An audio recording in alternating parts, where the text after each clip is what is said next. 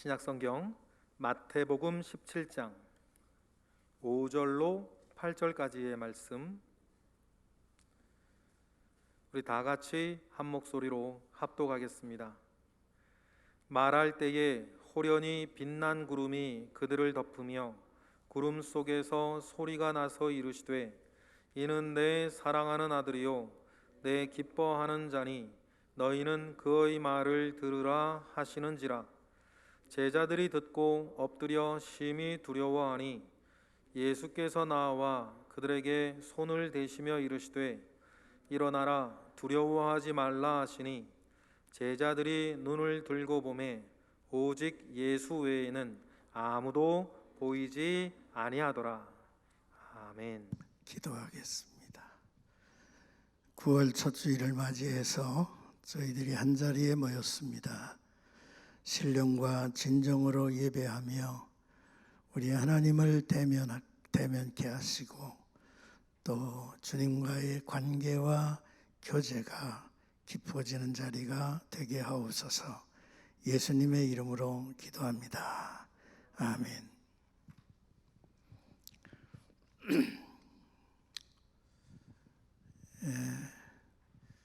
저희 교회에 아프신 분이 여러 분 계십니다. 특히 우리 장로님이 아프신 분이 계셔서 지난번에 식사를 같이 하는데 이런 말씀을 하세요. 얼마 전에 설교 때에 우리 주변에 있는 모든 분들이 하나님께서 내게 보내주신 천사 같다라는 그 말씀이 자신의 삶 속에 경험되고 있다고 하는 그런 이야기를 그 장로님이 하셨습니다. 그렇습니다. 우리 주변에 있는 분들이 다 하나님이 나를 위해서 보내주신 천사이기도 하고 또 내가 또 그에게 또 천사의 역할을 감당할 수 있었으면 좋겠다라고 하는 그런 마음을 가졌습니다. 자, 우리 곁에 계신 분하고 인사하시겠습니까? 잘 오셨습니다. 당신은 하나님께서 내게 보내주신 천사입니다. 예. 감사합니다. 제가 굉장히 피곤하고 또 그냥 지쳐가지고 참 사람 걷기도 힘들고 막 그런 순간이 있었더랬는데 시장에 우리 집사님 한 분이 가게를 내서 거기에 잠깐 들렸습니다. 들려서 그분과 대화를 나누고 이제 나오려고 하는데 문을 열려고 하는데 그 분이 저를 불러요. 목사님. 이 뒤를 돌아봤죠. 그랬더니 그분이 저보고 하는 말이 목사님 힘내세요. 그리고 하는 말이 내가 또 우리 집에 있는 가족이 목사님을 위해서 기도 너무너무 많이 해요. 그래요. 그 말씀을 듣는데 참 너무 놀랐어요. 놀랬고 그리고 또 가슴이 뭉클하더라고요. 그리고 눈시울이 뜨겁고 왜냐하면 그분이 교회 생활을 그렇게 남달리 막 열심을 내고 그런 분이 아닌 것으로 제 눈에 그렇게 띄었었는데 그분을 바라볼 때 저분은 내가 일평생 생각하고 내가 기도를 해드려야 할 대상이다. 그런 생각을 했더랬거든요. 근데 그분이 나를 위해서 기도한다니까 너무너무 감사한 거예요. 특별히 나를 위해서 기도를 해줘서 감사하기도 하지만 저분을 하나님께서 이만큼 영적으로 성장케 하셨다, 자라게 하셨다라고 하는 것을 생각해 보니까 너무너무 고마운 거예요. 그래서 참 우리 주변에 그 누군가가 날 위해서 관심을 가져주고 또 기도해주고 하는 것은 놀라운 일이고, 왜냐하면 우리가 그리스도를 머리로 삼고 한 지체된 이제 공동체 아닙니까? 그러니까 우리가 서로를 위해서 관심을 갖는다고 하는 건 어쩌면 당연한 일이죠. 왜냐하면 우리가 한 몸이니까. 그런데 그렇게 당연한 일이라도 이런 것들을 확인해 나갈 때에 참 그 고마움과 감사하는 마음은 이루 말할 수가 없습니다. 여러분들이 9월 한 달도 주 안에서 서로를 바라보면서 끊임없이 격려하시고 또 축복하시고 감사하시고 그러한 삶이 이루어지기를 주님의 이름으로 축복합니다. 예. 우리가 성경을 보면 예수님의 그 사역들, 예수님께서 일으키셨던 크고 작은 기적들, 그리고 그가 이제 행사했던 모든 일들 하나하나가 참으로 감동적이죠. 또 그 현장이 결코 멀리 있는 게 아니라 가까이 내게 있는 겁니다. 오늘 여러분들과 함께 나누고자 했던 이 주제를 가지고 저는 성경 두 군데를 이렇게 읽게 됐습니다. 제게 큰 그 감동을 주는 그런 현장이기도 해요. 그 첫째는 마태복음 3장입니다. 예수님께서 광야에 시험을 받으러 가시기 전에 세례 요한을 찾아가셔서 세례를 받으십니다.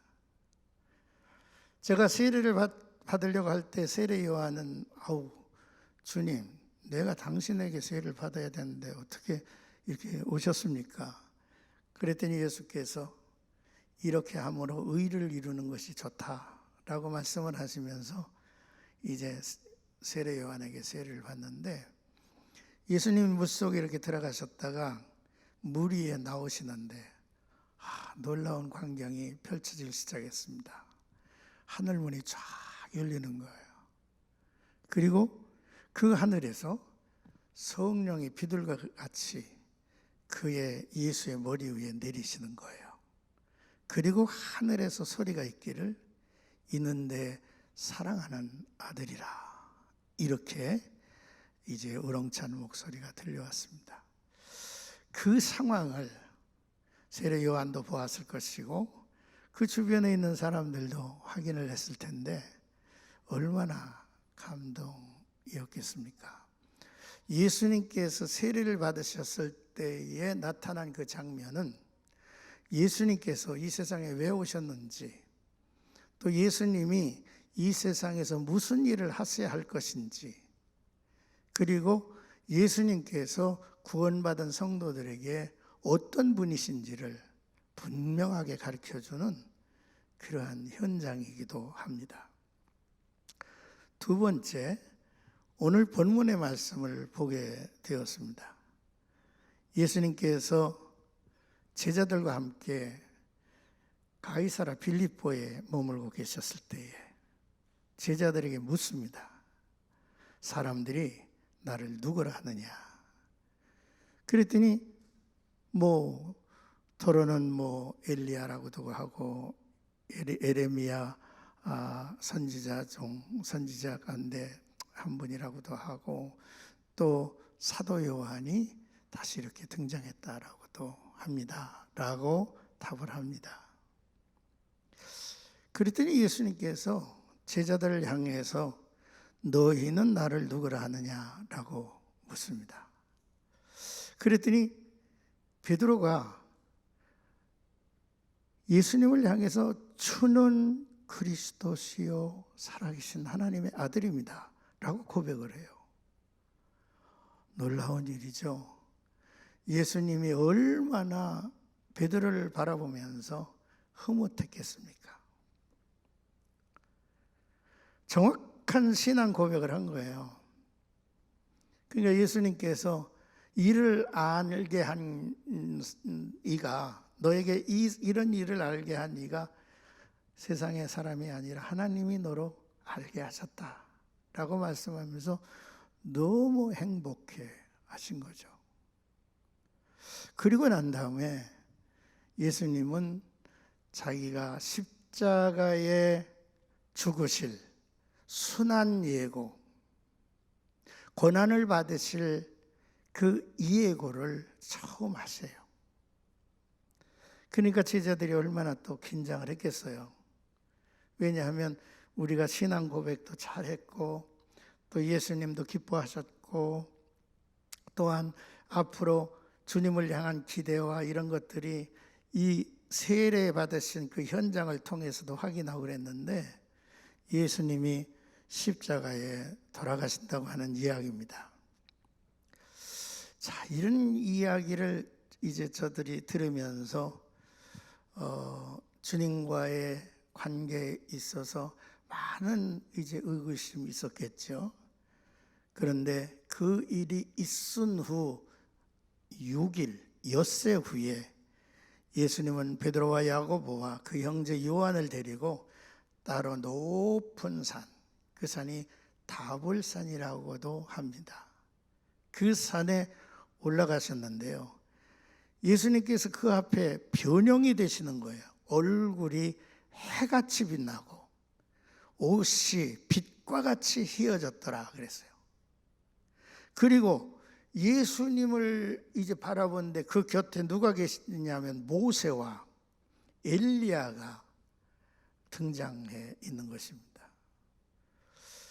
여러분들과 제가 한평생을 살아가면서 환상이든 꿈속이든 예수님을 또 하나님을 만나뵌 적이 있었으면 참 좋겠다라는 생각을 갖죠. 제가 젊었을 때에 참 이런 경험을 했습니다. 참 지워지지 않은 경험입니다. 꿈속에 내가 마귀의 인을 맞았어요. 그리고 내가 쓰러져 가지고 정말로 이젠 내 인생이 망했다, 무너졌다, 그런 상황 속에서 대성통곡을 하고 있었을 때입니다. 그때 멀리서 빛이 환하게 저게 비치더니 누군가가 내게 다가오는 거예요. 감히 그의 얼굴을 바라볼 수가 없어요. 그래서 그냥 그의 옷자락만 이렇게 바라봤는데, 와, 옷자락이요 쫙 늘어지는데 그 늘어진 옷자락이 그렇게 밝게 빛날 수가 없어요. 내게 다가오시면서 하시는 이야기가, 너 왜 이렇게 여기서 탄식을 하느냐고. 그 얘기를 했어요. 내가 이렇게 사탄의 인을 맞고 어려움을 당하고 있다고. 그때 그분이 아주 또렷한 음성으로 제게 안수를 해주면서 다시는 이런 인을 받지 말라 라고 말씀을 하시면서 그분이 호련히 사라지셨어요. 그 순간은 지금까지도 아주 확실하게 보여지는 그런 그림으로 제 마음에 남아있어요. 예수님의 제자들도 아마 이 다볼산에서 예수님의 변형을 바라보면서 얼마나 황홀을 했겠습니까? 베드로는 이곳에 초막 셋을 짓기를 원했습니다. 하나는 모세를 위하여, 하나는 엘리야를 위하여, 하나는 주님을 위하여 초막을 짓겠다고 얘기를 했습니다. 그렇게 말할 때 호련히 빛난 구름이 그 모든 사람을 쫙 덮더니만 그 빛난 구름 속에서 소리가 나서 이르기를, 이는 내 사랑하는 아들이요 내 기뻐하는 자니 너희는 그의 말을 들으라 라고 말씀을 하신 거예요. 제자들이 듣고 엎드려서 심히 두려워하는데 예수께서 나와 그들에게 손을 이렇게 대시면서 이르시기를 일어나라 두려워하지 말라 이렇게 말씀을 하셨습니다. 제자들이 눈을 들어서 바라보며 오직 예수 외에는 아무도 보이지 아니하니라 라고 말씀을 하십니다. 우리 한번 받아보실래요? 오직 예수 외에는 아무도 보이지 아니하더라. 모세가 등장했습니다. 엘리야가 등장을 했습니다. 예수가 등장을 했습니다. 우리가 가지고 있는 두툼한 신구약 성경은 세 토막으로 나누어서 우리가 묵상할 수 있습니다. 그 첫 번째 토막은 모세의 시대입니다. 모세의 시대는 율법의 시대고 하나님의 존재와 그 공의가 선포된 시대를 우리가 바라볼 수가 있습니다. 끊임없이 넘어지지만 공의로우신 하나님 앞에서 붙들려 있는 그런 우리의 모습이 이 모세의 율법 시대를 통해서 우리가 발견하게 되죠. 두 번째 시대는 엘리야의 시대입니다. 엘리야는 예언자를 대표로 하고 있습니다. 이 예언자의 시대는요, 그 특징이 끊임없이 죄를 범하여 그리고 회개하고 또 죄를 범하고 회개하고 하는 그런 역사들이 이어지면서 이 엘리야의 시대는 알면서 하나님에게 등을 돌리고 또 하나님 앞에 대적하는 그런 시대이기도 해요. 끊임없이 하나님은 저들을 향해서 회개를 명하시고 하나님 앞에 돌아오라고 끊임없이 말씀을 하고 있죠.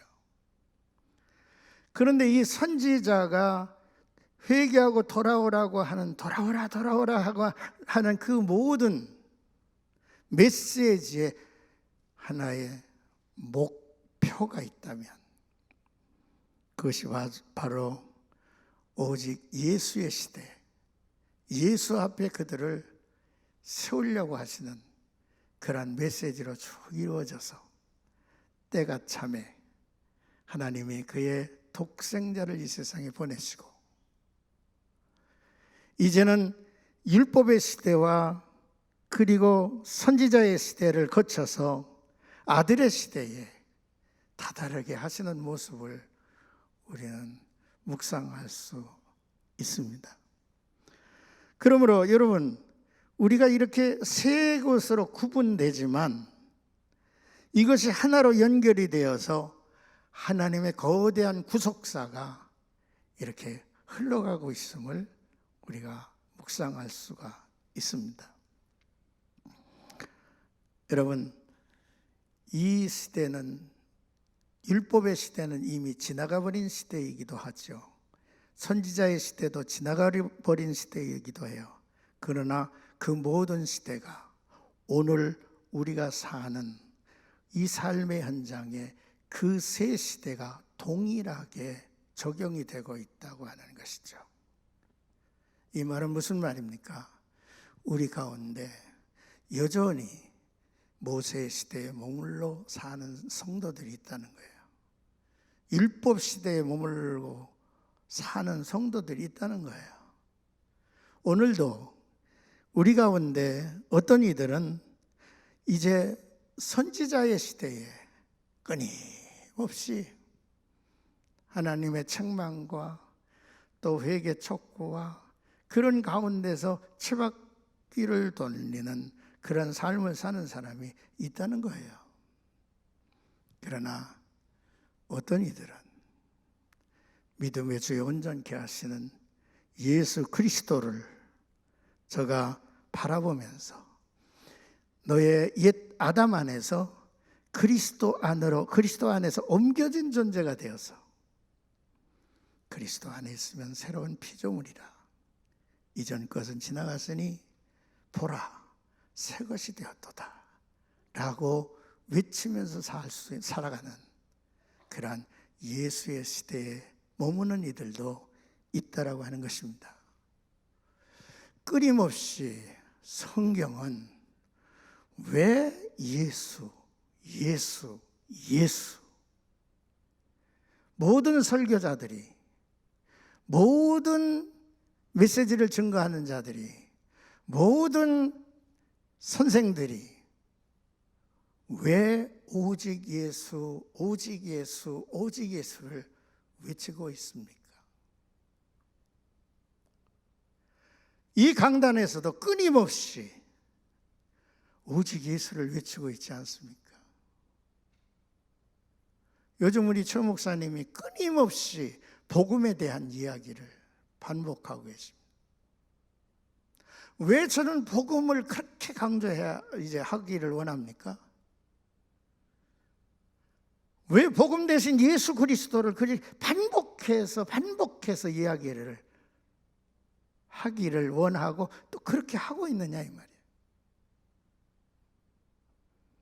거기에는 분명히 이유가 있고 그것밖에는 다른 방법이 없기 때문에 이야기를 하고 있는 거예요.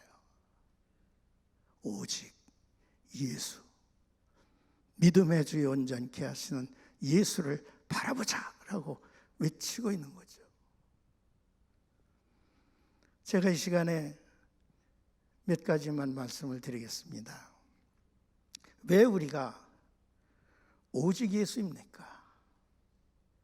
그 첫째는 죄의 형벌과 율법의 저주에서 우리를 건져내시고 구원할 수 있는 오로지 유일한 분이 바로 예수이시기 까닭입니다.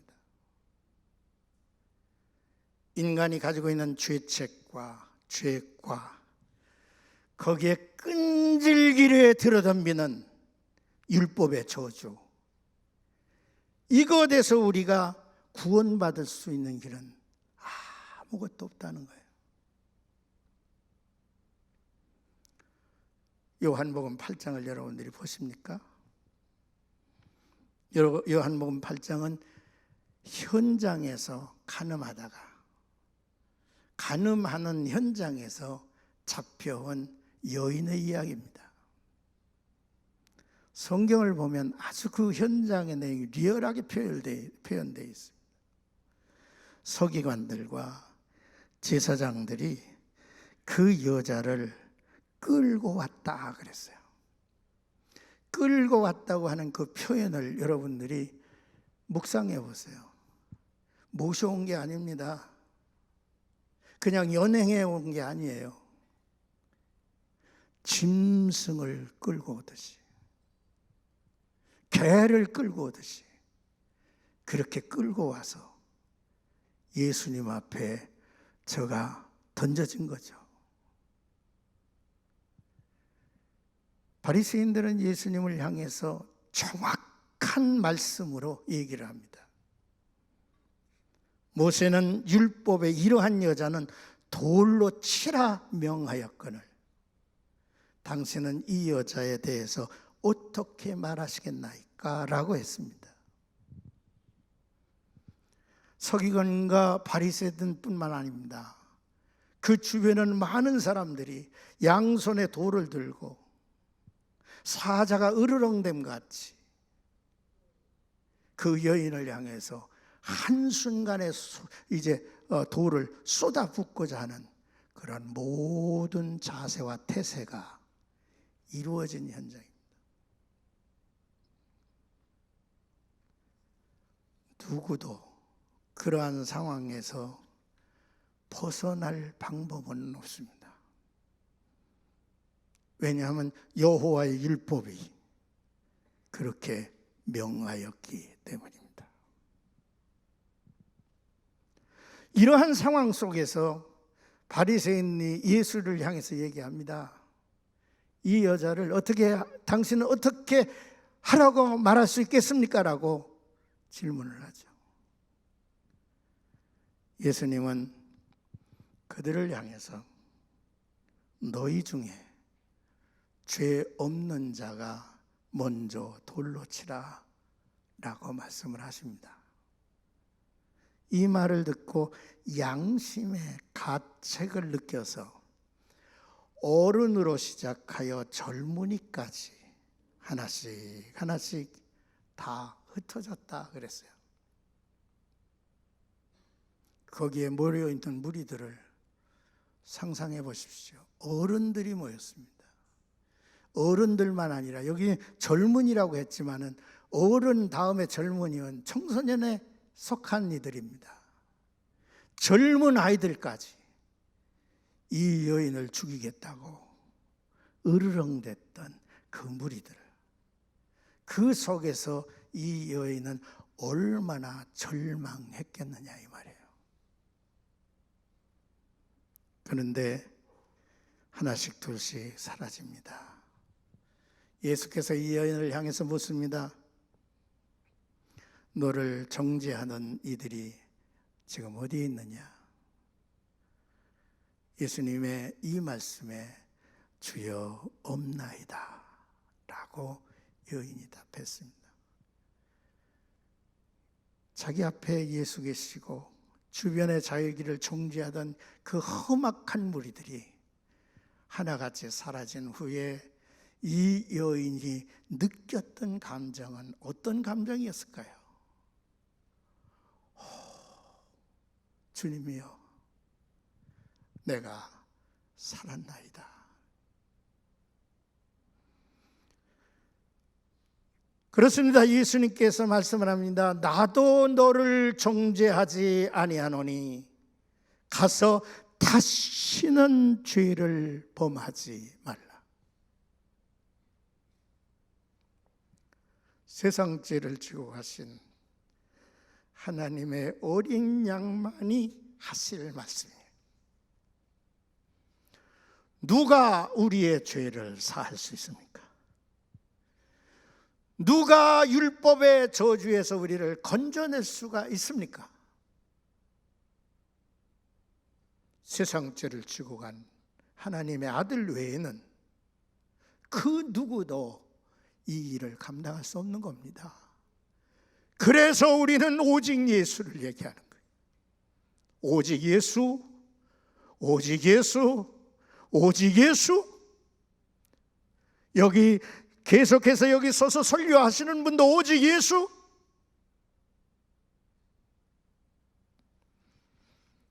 베드로전서 2장을 보면 친히 나무에 달려 그 몸으로 우리의 죄를 담당하셨으니 이는 우리로 죄에 대하여 죽고 의에 대하여 살게 하려 하심이라. 그가 채찍에 맞음으로 나음을 얻었도다 라고 말씀을 하신 거죠.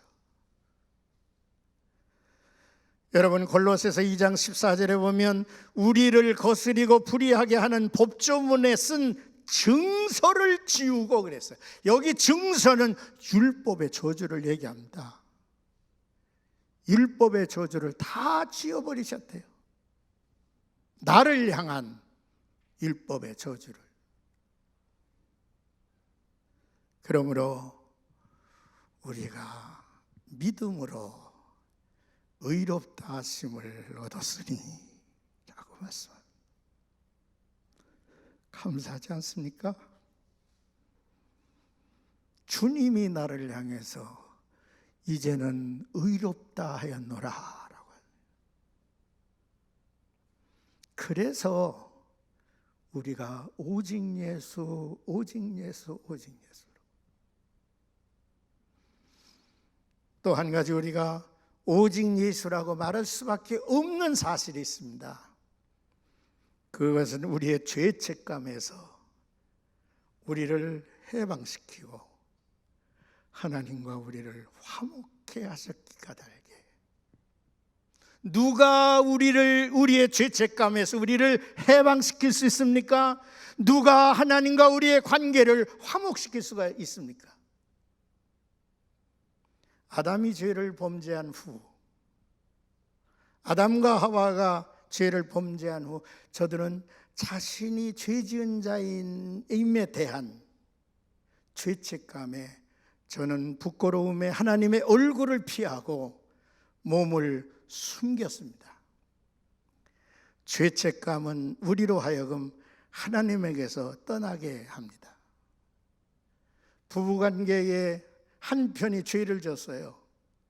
그 죄를 진 그 사람 밖에는 그 죄를 모르지만은 그 아내든 남편이든 마음에 죄책감이 들려서 그 다음부터는 아내와 남편, 이제 남편이 가까이 있기를 꺼려하는 이런 느낌이 있는 것처럼 인간의 죄책감은 하나님이 우리를 저버리심에 앞서서 스스로 하나님을 조금씩 떠나가는 거예요. 누가 이 마음의 불안과 죄책감에서 우리를 해방시킬까요? 부모님이? 이 세상의 상담자가? 누가 이 죄책감에서 자유함을 얻게 할 수 있겠느냐는 것입니다. 로마서 3장 25절에 보니까 이 예수를 하나님이 그의 피로써 말미암아, 피로써 믿음으로 말미암아 화목제물로 세우셨느니라 그랬어요. 우리 받아보시겠습니까? 그의 피로 믿음으로 말미암아 화목제물로 세우셨으니. 그렇습니다. 믿음으로 의롭다 하심을 너 받았어? 그러면 우리 주 예수 그리스도로 말미암아 하나님과 화평을 이루라 라고 말씀을 하신 거죠. 참으로 감사하지 않습니까? 이제 하나님과 나 사이가 멀리 계시는, 하나님 만나려고 하늘 꼭대기에 오르려고 생각하지 말라고 그랬습니다. 음부에 내려가신 예수를 보려고 저 밑으로 내려갈 필요가 없다고 그랬어요. 그분이 내게 가까워 내 마음에 있다 그랬어요. 얼마나 감사합니까? 여러분들이 어떠한 처지에 있든지, 홀로 있든지, 아파 뒹굴고 있든지 언제나 주님을 부를 수 있지 않습니까? 아버지요 라고 부를 수 있지 않느냐 이 말이야. 이게 화목입니다. 하나님과 더불어 화평을 누리는 것입니다. 요한일서 4장 10절에 보니까 사랑은 여기 있으니 우리가 하나님을 사랑한 것이 아니요 하나님이 우리를 사랑하사 우리 죄를 속하기 위하여 화목제물로 그 아들을 보내셨음이라. 우리가 먼저 하나님 사랑하지 않았어요. 하나님이 우리를 먼저 사랑했어요. 요한일서 4장 10절에는 이 놀라운 사실을 우리에게 들려주고 있지 않습니까? 우리 죄를 속하기 위하여 화목제물로 그 아들을 보내셨습니다. 여러분, 주님과 더불어 화평을 누리고자 하는 사람은 오직 예수를 부르게 됐어요. 그렇습니다. 오직 예수이십니다. 우리가 오직 예수를 부를 수밖에 없는 이유가 또 하나 있습니다. 그 하나는 약속하신 성령을 우리에게 보내주시는 이가 바로 예수시기 까닭입니다. 예수 그리스도께서는 자신이 십자가에서 죽으실 것을 예고하실 때 제자들이 크게 당황을 했죠. 근심에 쌓여 있습니다. 요한복음 16장에 보니까 이런 얘기를 하셨어요. 그러나 16장 7절에 보니까 이렇게 돼 있어요. 그러나 내가 너희에게 실상을 말하노니, 받아보시겠습니까? 실상을 말하노니 내가 떠나가는 것이 너희에게 유익하다. 예수님이 십자가에 돌아가시는 게 유익하다는 거예요. 내가 떠나가지 아니하면 보혜사가 너희에게로 오시지 아니할 것이요 가면 내가 그를 너희에게로 보내리니 그랬어요. 예수님이 가셔야 그가 보혜사 성령을 우리에게 보내주신다는 거예요. 사도행전 1장 8절에 보니까 오직 성령이 너에게 임하시면 너희 이 예루살렘 떠나가지 말라는 거예요. 내가 가서 약속한 것을 너에게 보낼 때까지 이 예루살렘 떠나지 말라는 거예요. 예루살렘을 떠나지 말고 기다리면 성령이 너에게 임하리니 너희가 권능을 받고 예루살렘과 유다와 사마리아와 땅끝까지 이르러 내 증인이 되리라고 그랬어요. 성령이 우리에게 임하시면 죄를 알게 돼요. 성령이 아니고서는 죄가 죄인 줄 몰라요. 성령이 이제 임하심으로 인하여 의에 대해서 깨닫게 돼요. 아, 예수가 바로 우리의 의로구나 하는 것을 깨닫게 돼요. 성령이 우리 가운데 임하셔야만 이 역사가 하나님의 심판 아래 있음을 깨닫게 되는 거예요. 그래서 믿는 자에게 받을 성령이라고 성경은 얘기했습니다. 우리 받아보시겠습니까? 믿는 자에게 받을 성령. 예. 우리가 믿음으로 하나님 앞에 받을 이제 성령의 약속이 되어 있어요. 그 성령을 누가 보내주시겠다 했느냐면 예수가 보내주시겠다고요. 우리는 연약함에서 벗어날 겁니다. 오호라, 나는 곤고한 사람이로다. 나의 연약함과 나의 허물됨이 너무 나를 힘들게 해요. 왜 그렇게 쓰러질 때가 자주입니까? 왜 이렇게 낙심할 때가 그렇게 자주 우리를 엄습합니까? 정말로 나의 연약함을 넘어서기 위해서는 다른 방법이 없어요.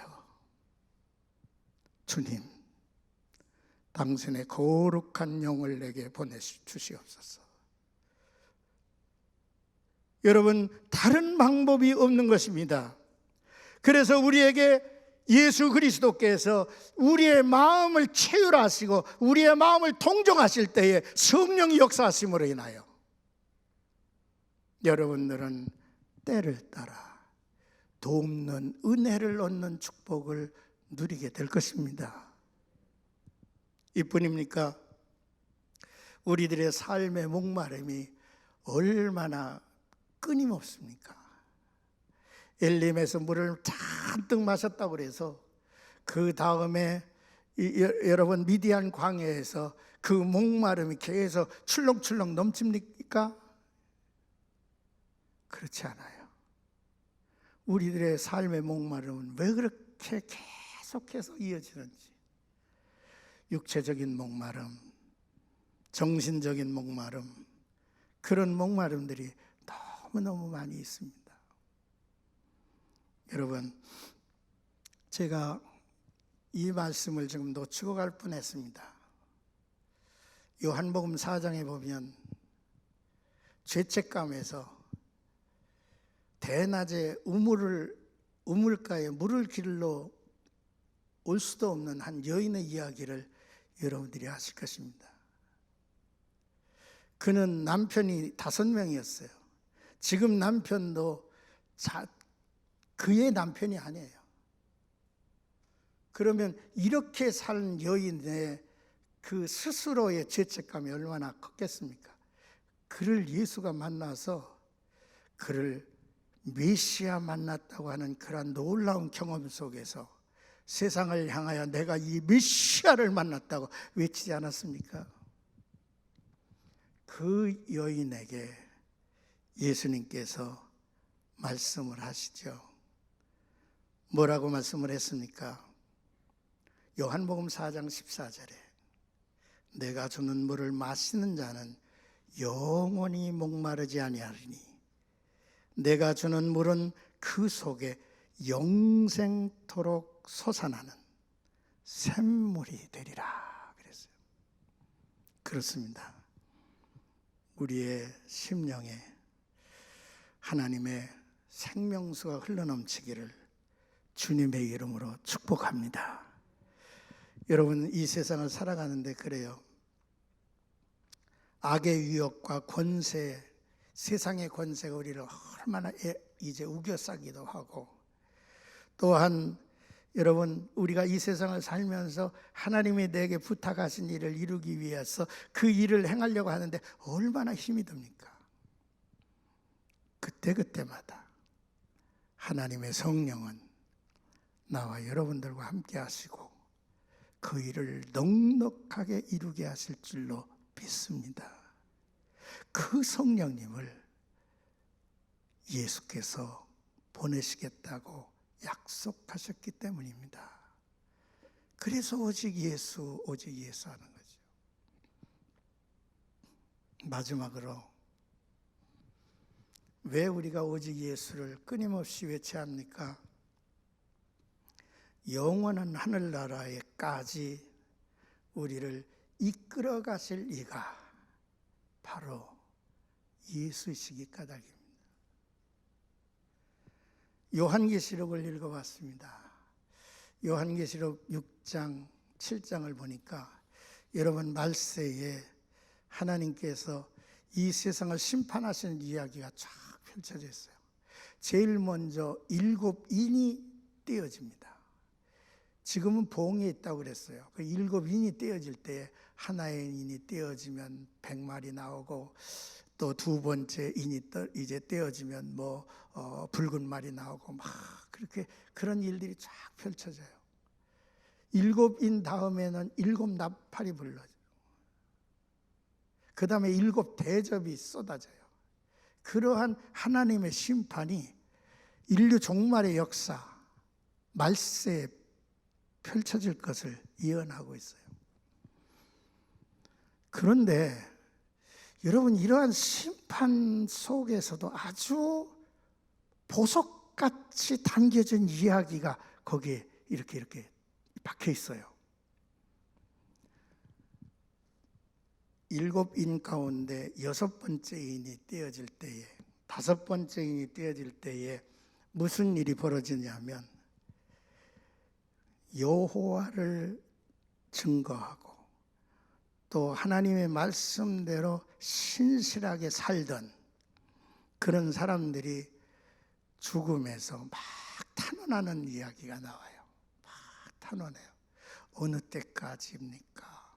이 원한을 언제까지 이렇게 갚아주시지 않겠습니까? 막 그런 탄원을 해요. 그리고 난 다음에 6째 인이 띄어지고 하나님의 종이 등장을 하죠.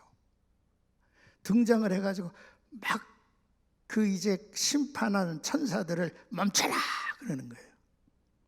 내가 하나님의 인을 다 칠 때까지 멈춰 하고 외치면서 사람들의 이마에 인을 쳐. 이게 하나님의 인이라고 그러죠. 그 수가 14만 4천이라. 여러분들 요즘 이단들 종말론 막 얘기하는 사람들이 14만 4천 이야기하지 않습니까?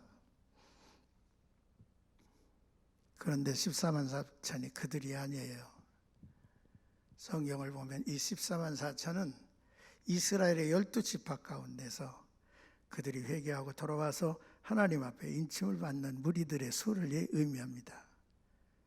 그런데 이 14만 4천이 다 이렇게 도장을 이제 받고 난 다음에 어떤 일이 벌어지냐면 이 세상의 모든 열방에서, 만방에서 또한 방언에서 이제 말이 다른 그런 모든 그런 족속들에게서 구름대 같이 사람들이 일어나오는데 모두가 흰 옷을 입고 하나님 앞에 나오는 거예요.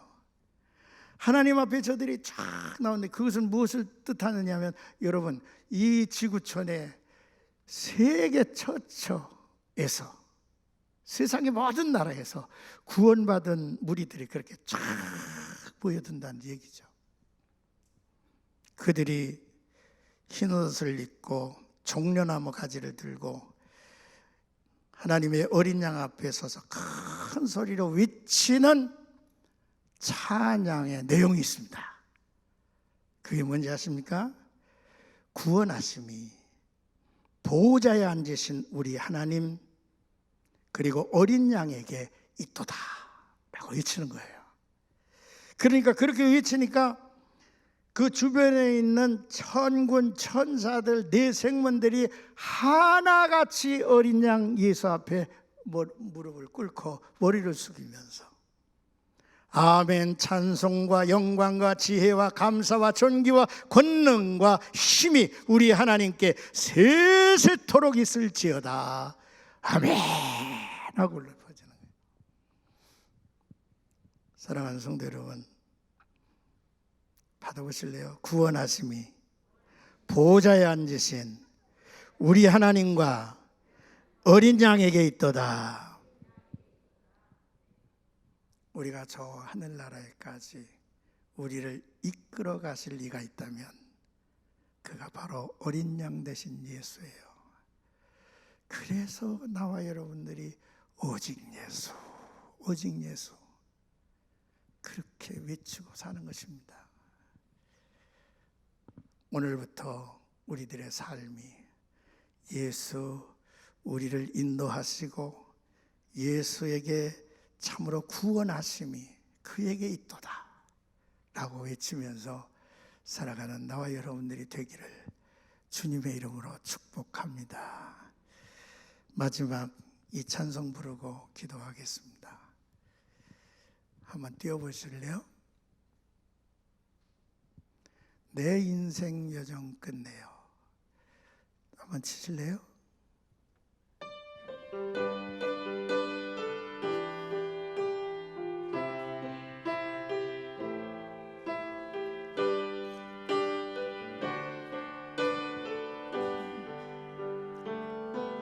내 인생 여정 끝내요. 강 건너 언덕 위를 조금 빨리 하늘 문 향해 말하리 예수 인도하셨네. 매일 발걸음마다 예수 인도하시네. 내 무거운 죄 짐을 모두 벗고 하는 말 예수 인도하셨네. 2절만 부르겠습니다. 저 가시밭 인생길을 나 허덕이며 갈 때에 시험과 환난 많으나 예수 인도하셨네. 매일 발걸음마다 예수 인도하셨네. 나의 무거운 죄 짐을 모두 벗고 하는 말 예수 인도하셨네.